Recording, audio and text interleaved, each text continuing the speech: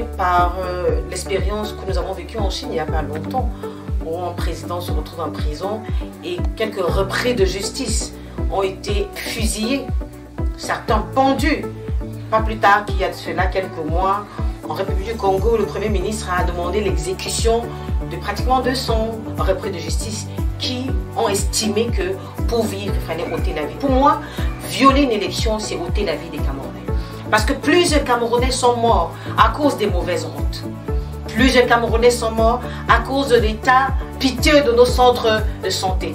Plusieurs Camerounais ont perdu la vie à cause de la mauvaise ou du mauvais système éducatif.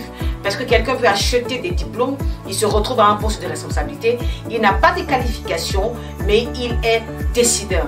À cause de cette malgouvernance, de cette façon de faire, le sang a été versé. Je ne citerai pas Kolo Fata, Wolgo, dernièrement nous avons perdu des militaires vaillants, des jeunes pleins de vie, des pères de famille. Je ne citerai pas le nord-ouest et le sud-ouest, où beaucoup sont morts par la simple négligence des dirigeants à cause justement des trucages de vote. Donc oui, je suis prête à voir des têtes tomber pour le salut de plusieurs. Des têtes pas innocentes, parce qu'il faut le dire, les innocents sont morts, mais les coupables sont assis en veste, cravate, avec des gros parfums, dans des grosses voitures, dans des bureaux climatisés, sans pourtant rendre au Cameroun le service qu'ils ont prêté serment de le faire. Donc pour moi, il est temps que ceux qui n'ont plus rien à donner, vous savez si vous avez fait dans l'élevage, les pondeuses ont une durée de vie de ponte. Quand la pondeuse de pompe, qu'est-ce qu'on fait?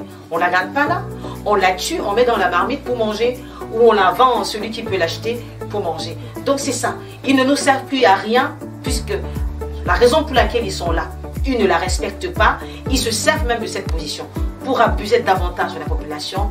Alors je pense que le chemin d'un meurtrier, si ce n'est pas dans une prison, c'est de l'autre côté quoi. Après pour des prisons, on n'a pas d'argent, argent qui a déjà été suffisamment pillé dans nos caisses, des prêts qui ont été faits. On ne saurait même à quelle année on pourra les rembourser. Donc il n'est pas question de garder des gens en prison qui vont encore nous coûter la peau des fesses, excusez-moi l'expression. Il sera question qu'ils rentrent se coucher pour que ceux qui doivent véritablement prendre le pouvoir et gouverner ce pays avec beaucoup d'amour, beaucoup de compréhension et beaucoup d'humanisme puissent le faire. Parce que je doute fort qu'un humain, un être humain normalement constitué puisse gérer le pays de la manière dont il est géré aujourd'hui. J'ai l'impression que c'est des vampires, des zombies qui ne vivent que par l'odeur du sang, et plus de sang est versé, plus ce sont eux vivants. Et pour moi, les zombies et les vampires, on les enterre quoi.